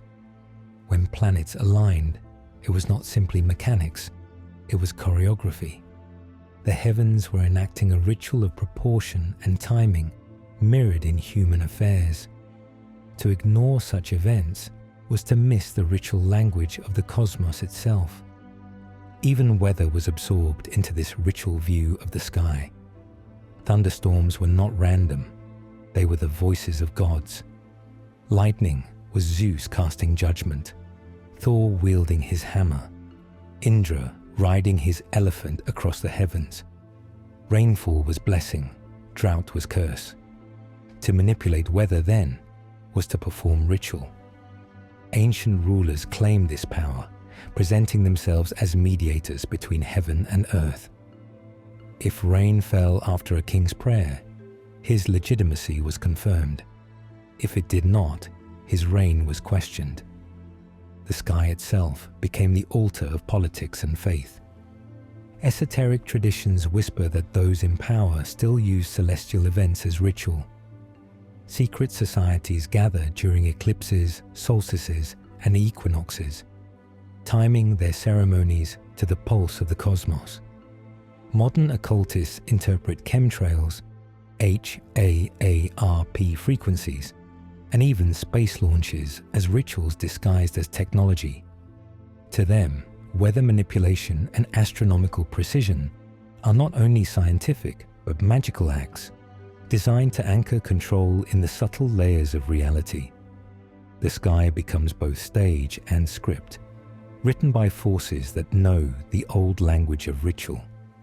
To see the sky as ritual is to awaken to its dual nature. On one hand, eclipses and alignments remind us of our connection to the infinite, moments when the veil thins and awe restores humility. On the other hand, they reveal how easily cosmic events can be framed as opportunities for power, sacrifice, and control. The heavens perform their rites endlessly. The question is whether we participate consciously or remain bound by rituals performed on our behalf. The Aquarian Age is not just an astrological footnote. It is a tearing away of veils. For centuries, humanity has been taught to look up in reverence, to believe that paradise lay above the clouds, that salvation came from the stars, that the firmament was a dwelling place of gods. These heavens, painted as eternal reward or eternal punishment, were projections, reflections of control systems that kept souls bound in expectation rather than liberation. But Aquarius does not sustain illusion. Its vibration is lightning, sudden clarity, disruptive truth. It breaks the masks of false heavens, exposing the scaffolding of belief that once kept humanity docile. Every new revelation, every secret archive revealed, every whistleblower tearing open a sealed vault of lies is part of the Aquarian current. It is not chaos for the sake of destruction. It is dismantling for the sake of transparency. Ancient prophecies hinted at this. The book of Revelation spoke of a time when the heavens would roll back like a scroll, when what was hidden above would be shown for what it truly was.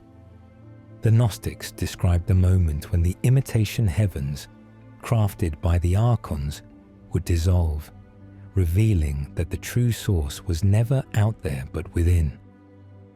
Esoteric astrologers like Dane Rudhyar wrote that Aquarius demands networks of consciousness, not hierarchies of control.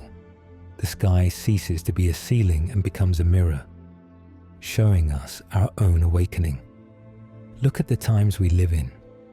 Institutions once considered untouchable, religious, political, even scientific, are fracturing under the weight of transparency. False promises of salvation are collapsing. Paradise cannot be purchased. It cannot be promised by priests or governments. It is remembered here and now when the illusions dissolve. This is why so many feel both exhilaration and dread. The cage has been broken open, but stepping out requires courage. The false heavens are falling because humanity is ready to claim the true one. Not a kingdom in the clouds, not a throne above, but the realization that the divine is interwoven into every breath, every vibration, every pulse of consciousness. The Aquarian shift exposes what is false not to punish, but to awaken. The veil above was never invincible. It was only as strong as our belief in it. And now, belief is shifting. So when you look up at the sky, do not see only a dome of stars. See a stage whose curtains are being torn down. The play of deception is ending.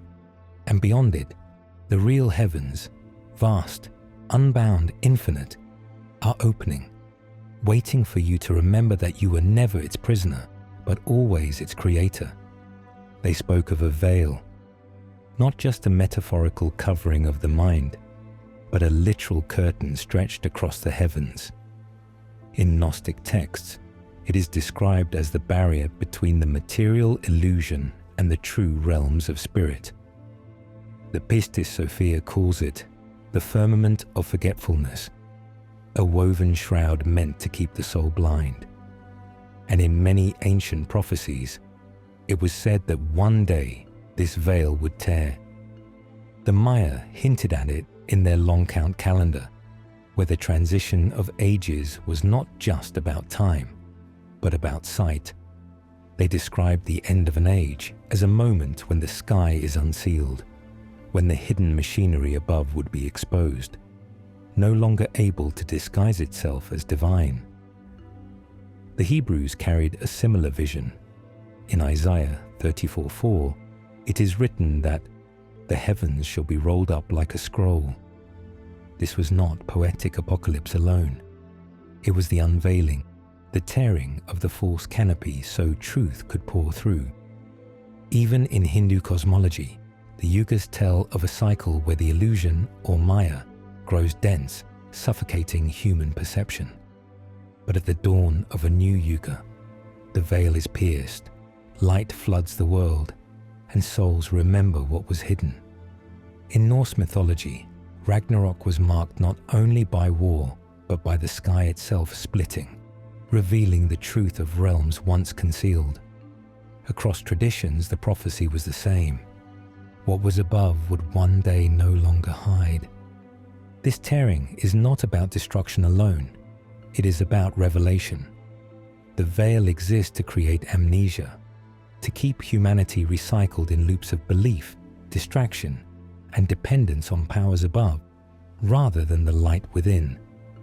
When it is torn, the illusion collapses. The false heavens, those built by archons, by rulers of frequency, by generations of control, cannot hold. What remains is raw, unmediated truth. The age of Aquarius accelerates this prophecy. Revelation now travels at the speed of light. Satellites cannot mask the sky forever. Rituals of control lose power when billions awaken simultaneously. The veil frays each time someone remembers, each time a soul chooses to see beyond appearances. But prophecy also carries warning, for the tearing of the veil is not gentle. When illusions dissolve, fear can rise.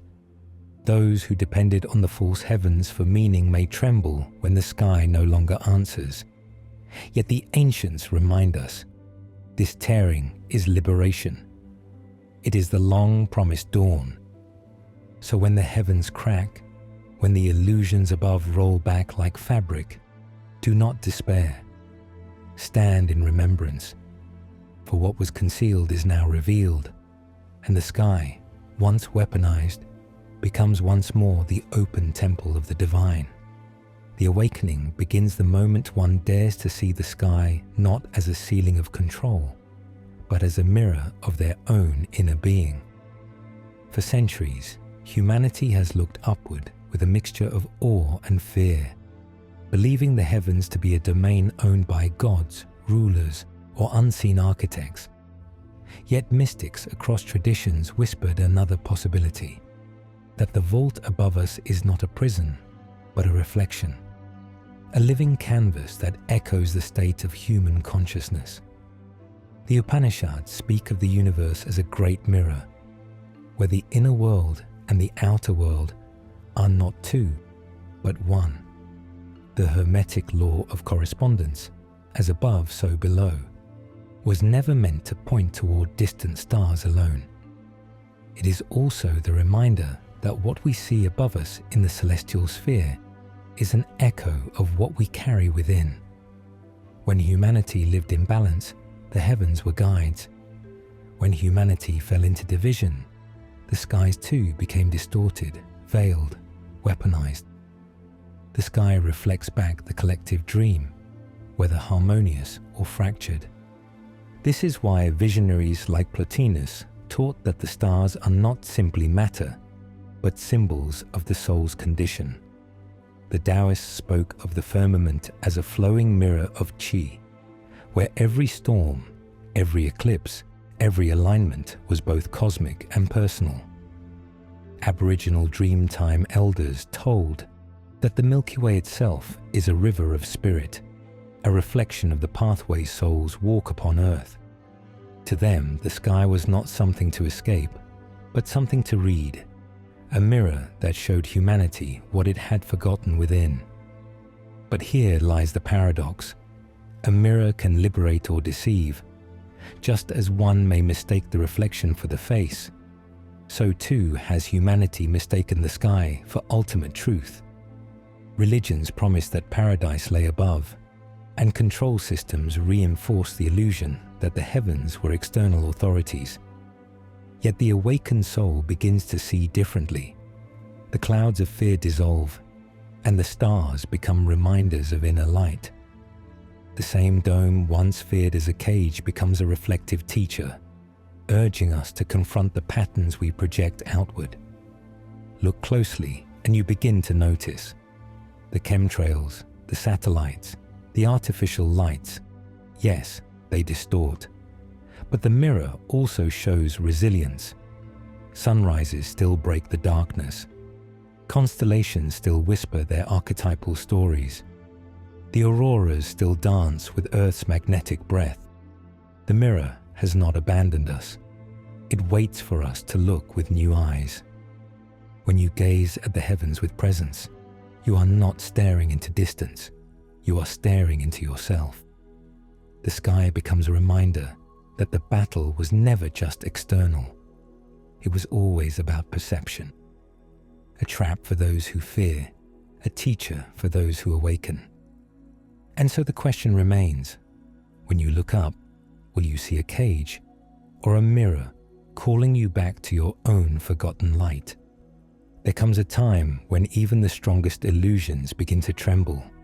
The ancient firmament that once loomed like an impenetrable wall is showing cracks, not in stone or glass, but in frequency, in perception, in the subtle recognition that what ruled above us for millennia is no longer absolute.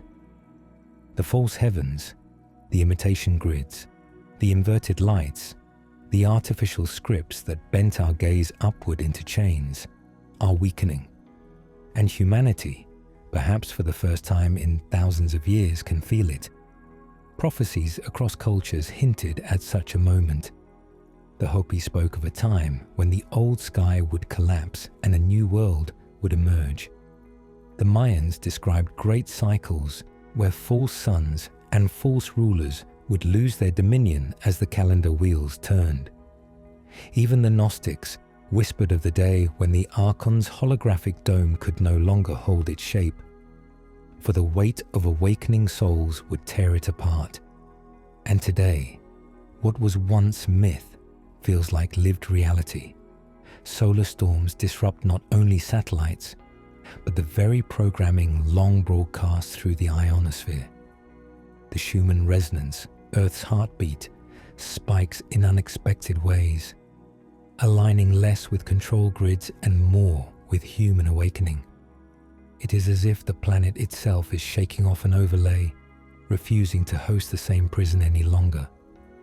Look around. Institutions once considered untouchable are falling.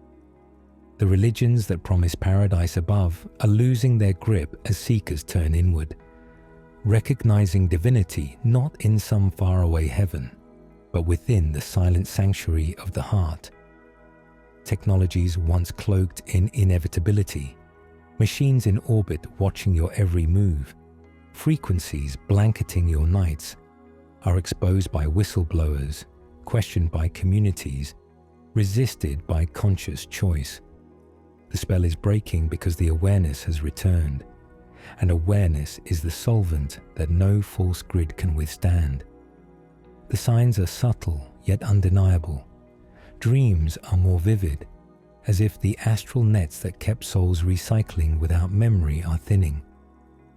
Children speak of stars as if they remember them, not as distant lights, but as living beings they once knew.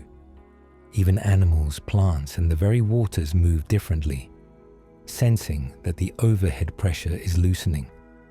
What was once a ceiling is becoming a window. What was once a prison is becoming transparent. And through that transparency, light, real light, not the inverted glare of control, pours back in. This does not mean the war is over. A trap does not dissolve overnight, but every veil torn reveals the simplicity of the truth. Nothing built on illusion can last. Every artificial heaven collapses beneath the weight of authentic remembrance. The false skies tremble not because they were attacked, but because souls are remembering their own brightness. And when enough of us remember, the prison fades like mist at sunrise. The fall of the false heavens is not a cataclysm. It is a homecoming. It is the sky returning to what it was always meant to be. Not a barrier, not a battlefield, but a mirror of eternity.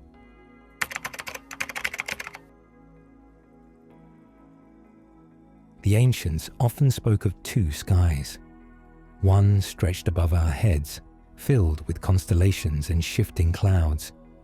The other resided within us, unseen by ordinary eyes, but radiant for those who dared to look inward. This inner firmament is not made of atmosphere and stars, but of perception, awareness, and light. It is the hidden temple of the soul, and its key guardians are the pineal gland, the third eye, and the constellation of inner stars that map our consciousness.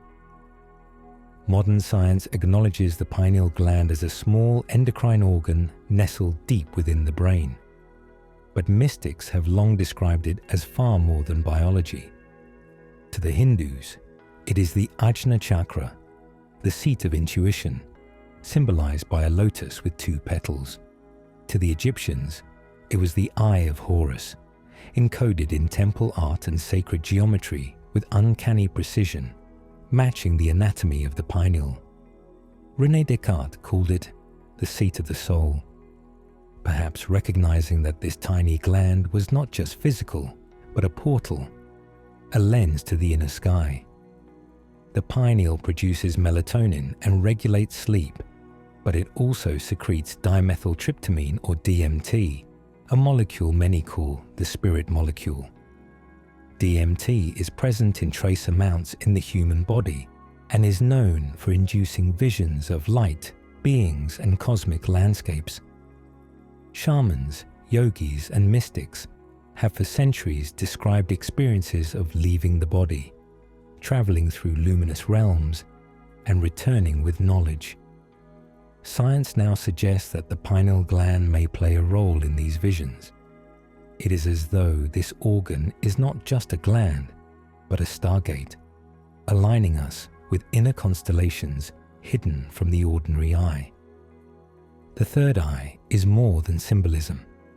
It is the recognition that perception is not confined to the physical senses. When the third eye opens, the sky is no longer just what hangs above us. It is revealed within. Ancient Taoist practices describe circulating the light, drawing awareness into the inner cosmos until the meditator perceives stars and galaxies within their own body.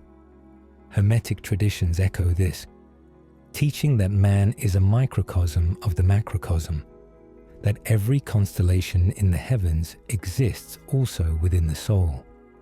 This is why control systems sought to dim the inner firmament, fluoride calcifying the pineal gland, endless distractions pulling attention outward, dogmas warning against inner vision. For if humanity remembered that the true sky lies within, no false heavens could enslave them.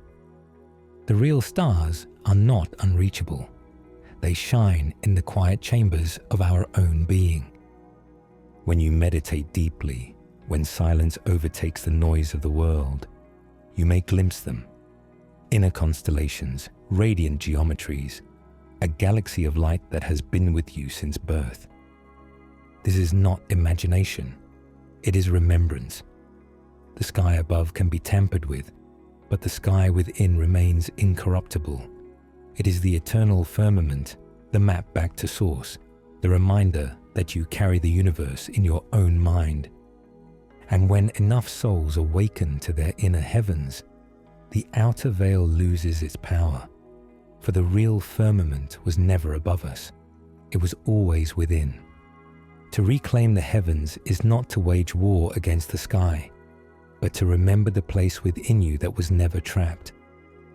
The ancients knew this, which is why their practices always pointed inward as much as upward. Liberation begins with awareness. When you walk beneath the sky, not as a passive receiver of its illusions, but as a conscious being who recognizes the codes above, the first strand of the net loosens. Awareness is not just seeing with the eyes, it is remembering with the soul. Intention, focused like an arrow, pierces through layers of deception. A single prayer, a mantra whispered into the morning air shifts the geometry of energy itself. Awareness is the first shield, because spells only bind the unconscious. But awareness must be lived, not only thought. The sun, long worshipped across civilizations, was never merely a ball of fire in the heavens. It was seen as a direct messenger of source, a stream of codes pouring into earth. When you greet the sun at dawn, when you stand barefoot on the earth and breathe its light into your lungs, you are not engaging in superstition. You are recalibrating your very DNA, tuning your inner antenna back to the original frequencies of life. The veils above may distort and scatter the rays, but the raw sun carries information that no barrier can fully suppress.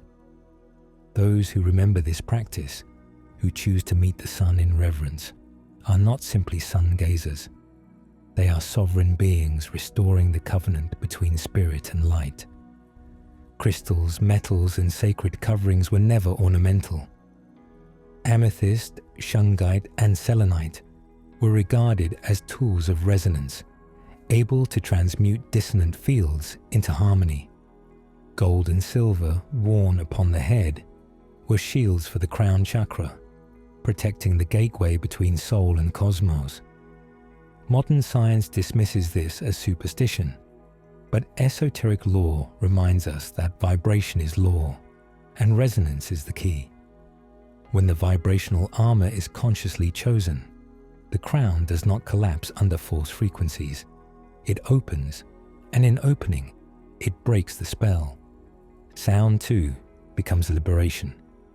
The tones of 432 Hz, 528 Hz, and the ancient syllables of OM and RA are not random.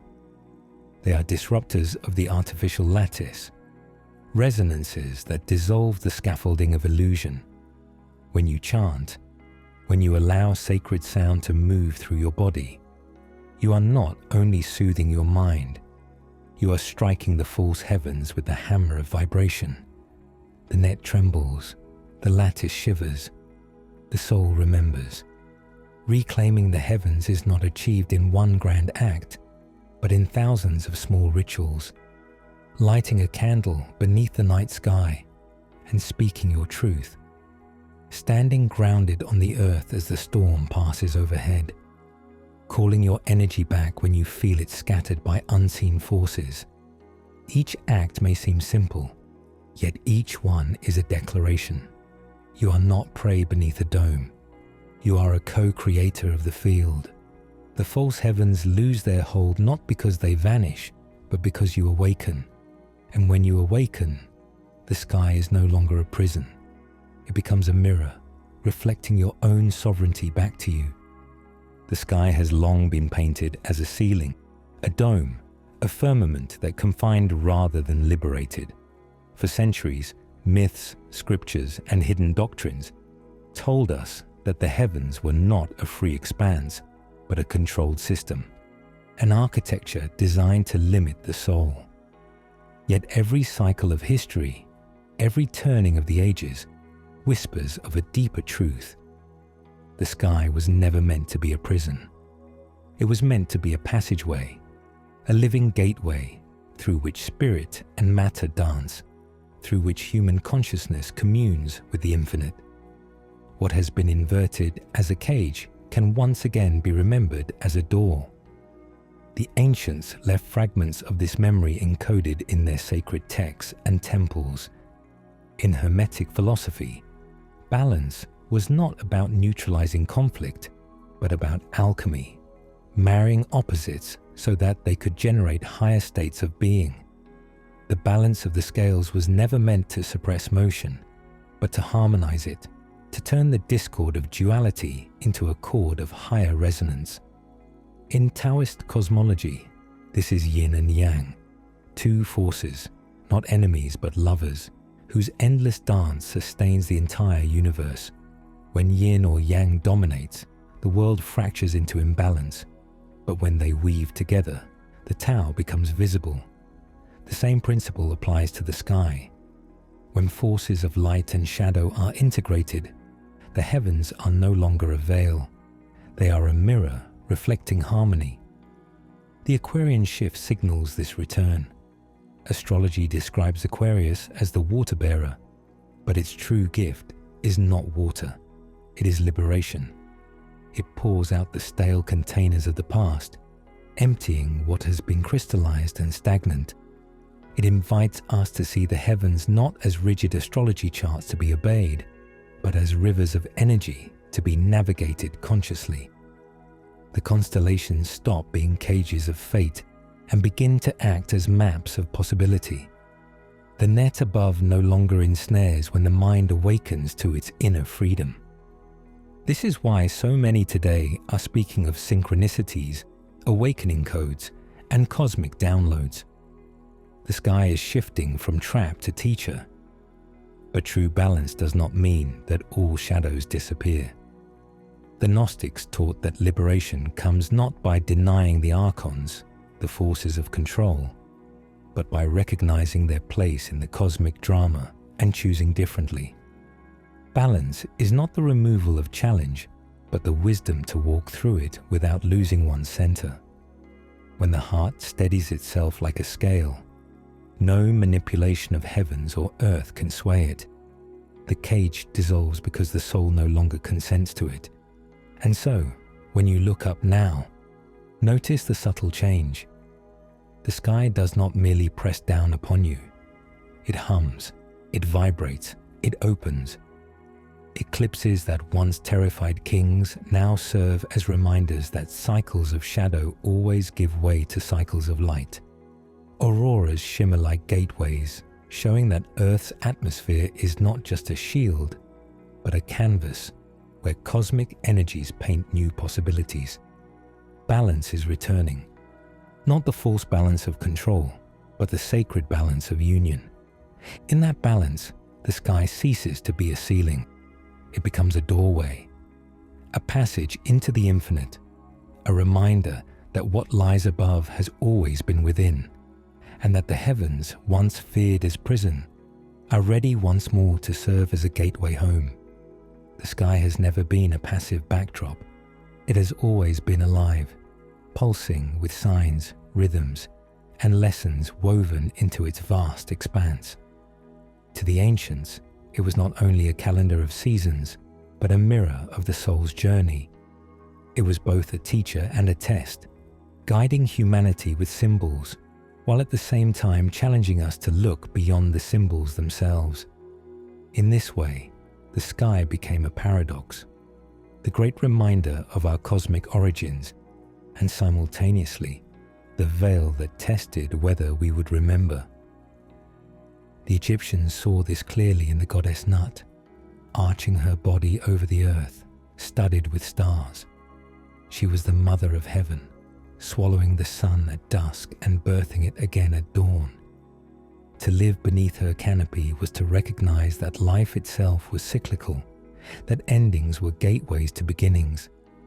Yet even in her beauty, there was a test. Could the soul, when faced with darkness, trust in the return of light? The sky asked the human spirit to hold faith, to endure shadow in order to grow.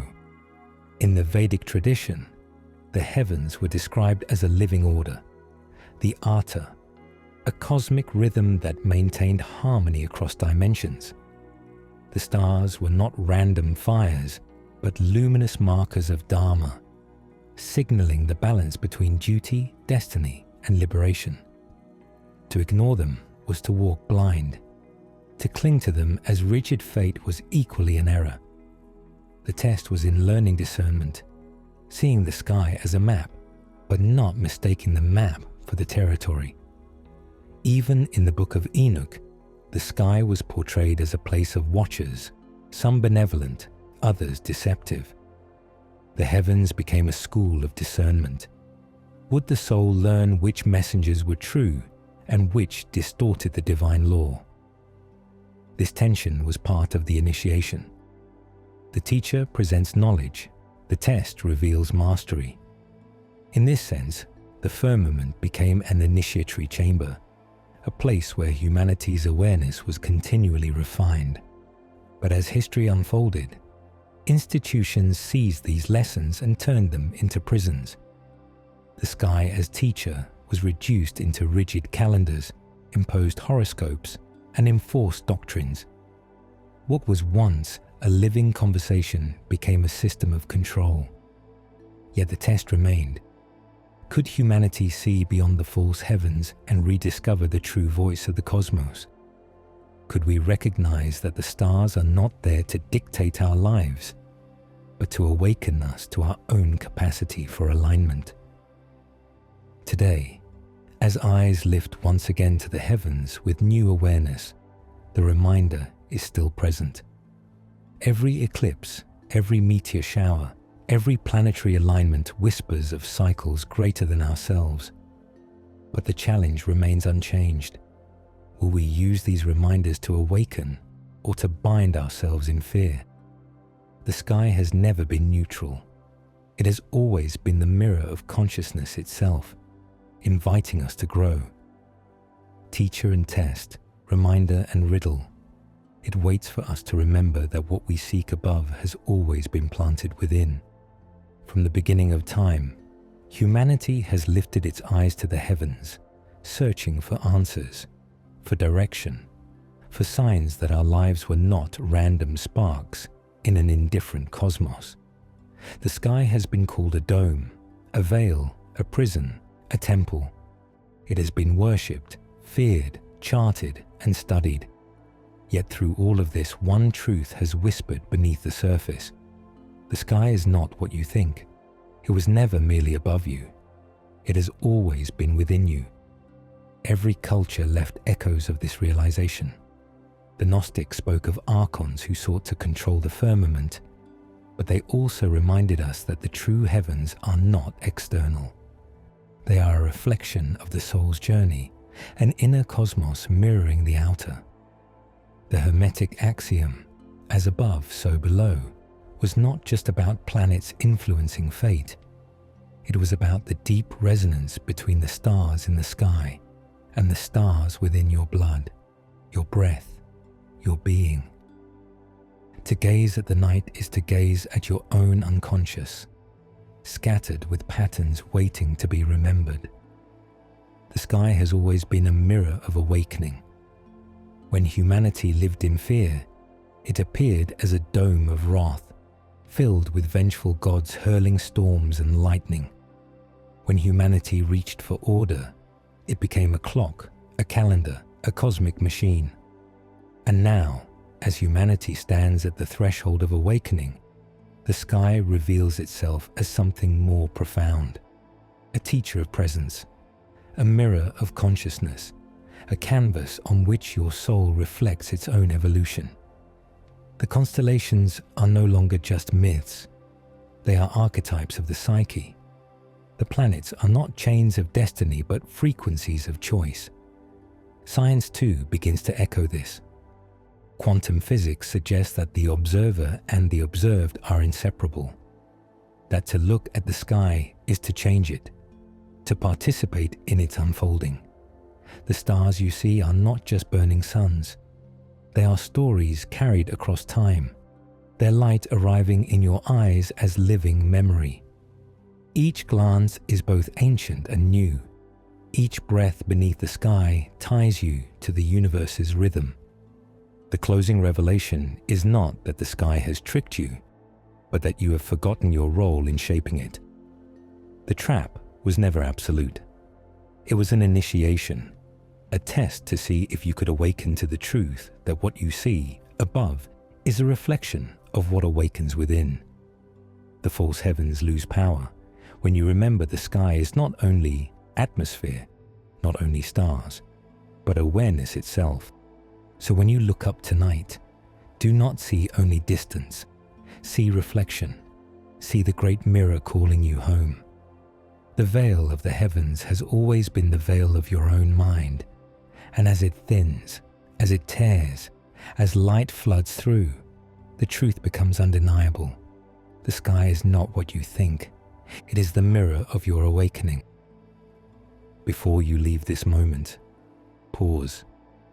Feel the sky above you, not as distance, not as ceiling, but as the living mirror of your awakening. Every video we share here is another window into that mystery, another key, another reminder that you are part of something far greater than you've been told. If this journey spoke to you, don't let it end here. Watch the other films we've created, because together they weave a map that was never meant to be hidden. Subscribe so you never miss the next step into the unknown. Share this with those who are searching, those who feel the pull of something beyond the surface. And leave your voice in the comments, because your perspective is part of this awakening. Every like, every share, every moment you stay connected keeps this voyage alive, not as entertainment, but as initiation. So look up one more time, look inward one more time, and remember, the sky is not what you think, it is the mirror of your soul. Welcome to the hidden voyage. Welcome home, soul whisperer and soul creator. The hidden voyage